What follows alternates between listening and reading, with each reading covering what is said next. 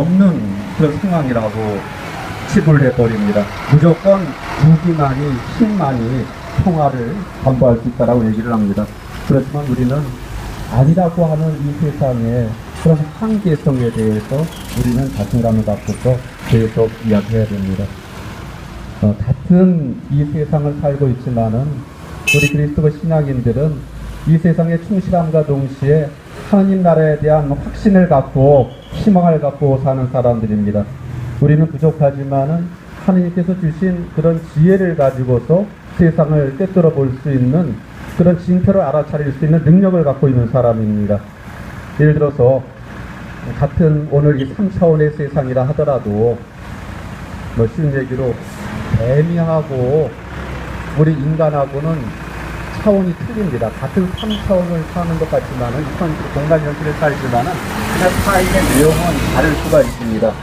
개미는 3차원을 살면서도 느끼는 거는 2차원밖에 못 느낍니다. 결국은 뱀이라고 하는 그런 존재는 면밖에 모른다는 것이죠.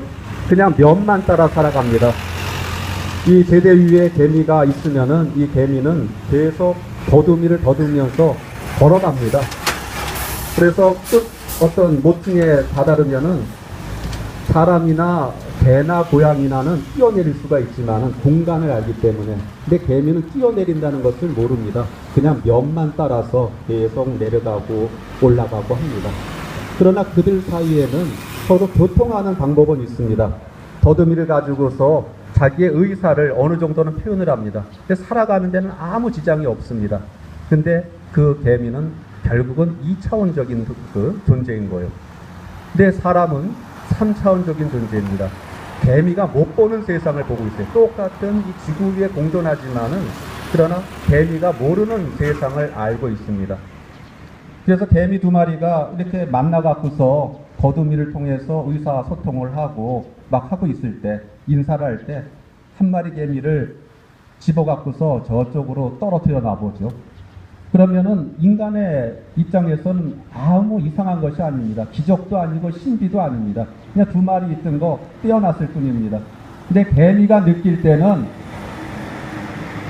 너무나 놀라운 일이 벌어진 것이죠. 자기 눈앞에 있던 친구가 순간적으로 없어진 겁니다. 또 아니면은 굉장히 친구랑 같이 있었는데 하고 눈 떠보니까는 딴 데 와 있는 것입니다. 도무지 이해를 못하는 거예요, 개미들은요. 나중에 집에 가갖고 서로 만나서 그럴 겁니다. 야, 아까가 어떻게 된 거냐? 너 어디 간 거야? 순간적으로. 나도 모르겠어. 이상한 일이 벌어졌어. 근데 사람이 볼 때는 아무 이상한 것이 아니지 않습니까? 그러니까 같은 맥락이에요. 이 세상은 평화를 얘기하면서도 태국이지 이것이 있어야지만은 평화가 도래한다고 얘기를 합니다. 근데 우리 신앙인들은 그게 아니라 서로 사랑하고 서로 용서해주고 서로 보담아주고 서로 겸손하게 나누면은 평화가 도래된다.